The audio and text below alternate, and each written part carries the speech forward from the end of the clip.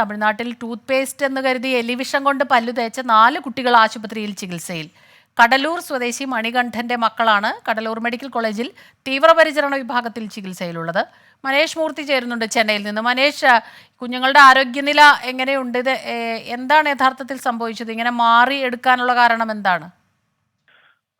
സ്മിത, അബദ്ധത്തിൽ മാറി പല്ലു തേച്ചതാണ്. കുട്ടികളെല്ലാം ചെറിയ കുട്ടികളാണ്. 5ഉം 2ഉം 3ഉം ഒക്കെ വയസ്സുള്ള കുട്ടികളാണ്.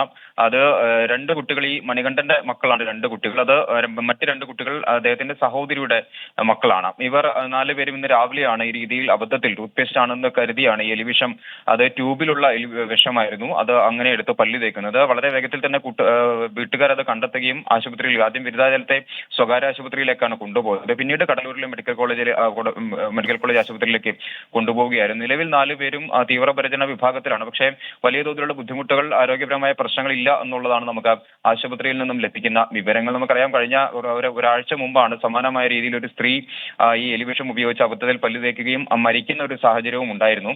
എന്തായാലും ഇതിപ്പോൾ വളരെ വേഗത്തിൽ തന്നെ വീട്ടുകാർ ആശുപത്രിയിൽ എത്തിച്ചു. അങ്ങനെ നിലവിൽ അവർക്ക് ആരോഗ്യ പ്രശ്നങ്ങളൊന്നും ഇല്ല എന്നുള്ളതാണ് നമുക്ക് മനസ്സിലാക്കാൻ സാധിക്കുന്നത്. സ്മിത. ശരി.